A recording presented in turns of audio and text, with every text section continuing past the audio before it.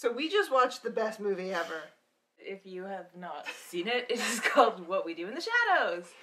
I kind of stumbled onto this one. I was like, oh, I kind of feel like going to the movies, you know, what's out there? And then I just kind of like was like, I've never heard of this one. And I clicked on the trailer and I was like, this is the best thing I think I've ever seen. And it is this mockumentary of like vampires being filmed in real life in New Zealand. And they're all like flatmates. And they're all kind of playing on specific vampire stereotypes. And they're kind of not. And they're kind of wonderful. So you have Peter, the Nosferatu vampire. You don't have to come, but I thought I'd extend an invitation to you, just in case. He's my favorite. I loved Peter. Just like, they introduced this guy, right? Your main kind of like narrator vampire goes down and he's like waking everybody up and he's like, oh god, he has a chicken in a bag. He's like, oh, going to see Peter. He like slides the slab out and he just goes, and like, I love it because this guy never speaks, ever. He just calmly sits there and listens to everybody else talk at him, and like his eyes move, so you know he's listening, or he like jumps out of like shadowy corners and like attacks people. Like there's no middle ground with him. And they're just kind of like, who let Peter out? And we're still friends today. He's so amazing. Then you have your kind of like stereotypical like playboy vampire where he's dark and mysterious and sexy. And he's kind of they're kind of trying to play the whole Gary Oldman vampire thing with him, which just gets points. Because it's just so messed up. And he's like, yeah, I have my torture dungeon, which I only use when I'm feeling a little sad. I used to poke people.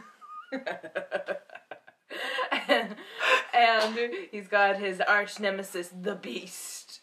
Vladislav used to be extremely powerful, but he suffered a humiliating defeat at the hands of his arch nemesis, the Beast.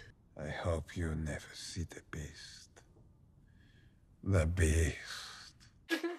Like, they're building this up to be like this. They're showing these pictures of like these medieval woodcut monsters, and just like, you know, the disdain. Like, oh, his biggest enemy. They fought, and he's never been the same again.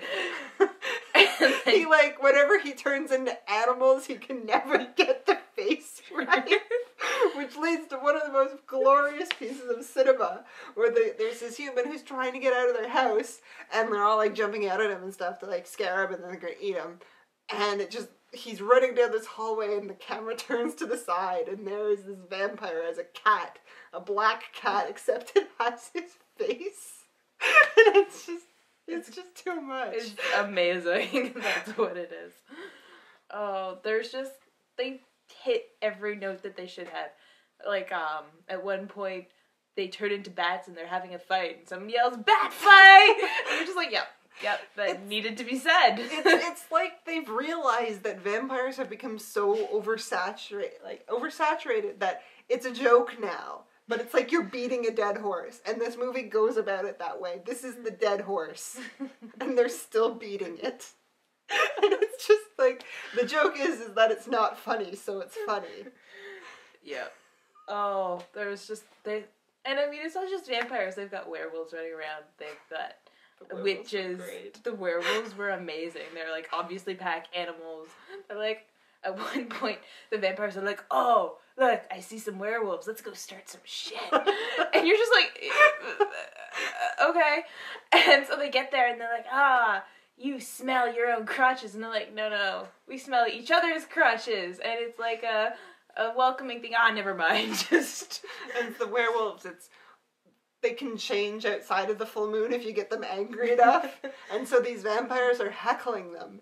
And the werewolves are getting more, like, crazy. And their pack leader's like, no, come on. Hold on, guys. Come on. And then and once in a while, like, one of them would drop the F-bomb and they'd be like, no, guys.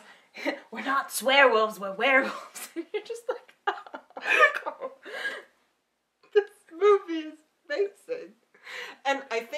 one thing that I really liked is it was done so well for, like, imitating real life. Like, it felt very unscripted. Yeah. You had the police officers coming in, they'd be like, that's exactly what a police officer would say. Or the stuff they'd fight over. Like, the very beginning of the movie, they're sitting in the kitchen and they're trying to go over chores, you know, flat rules and things. And it's like, you haven't done dishes in 5 years. I'm like, I'm a vampire, I don't need to do dishes. They could start hissing and kind of floating off the floor. Oh, just brilliant. Just so smart. And there is a plot. There is actually a plot that's kind of like slowly working its way through this movie. But it's also very situational. Like, it's very vignette-y. Like, okay, we want to go out tonight, but we can't get into any clubs because we need to be invited in. So there's this one club that we all go to because it's owned by a vampire. And it's totally awesome, guys. Like, yeah, the party of the year always happens here. It's empty. I can't decide what my favorite part is. Like, the whole thing just fits so well, too. Yeah. Like, you can kind of pick out moments, but you just kind of sat through the whole thing and just loved it. You can tell that it was really low budget, but money that they had went to, like, the right things. Like, the effects were pretty wicked for what it was. And you know what? Like, it didn't need to be like a high-budget film, which was the best part, because they're like, it's a documentary. We can make this look as, like, real-life crappy as we want. Like, who needs costumes, guys? The big kind of plot of the movie is a night goes wrong and they end up turning a guy. And so they're trying to show him the ropes of being a vampire. And he keeps telling everyone he's a vampire. Like, they'll go out and he's like, I'm a vampire! And everybody's like, yeah! So they go to this convenience store and he's like, hey, guess what, convenience store clerk? I'm a vampire. And the convenience store clerk is like, yeah, right, I don't believe you, show me. Show me some of your vampire stuff. What have I got?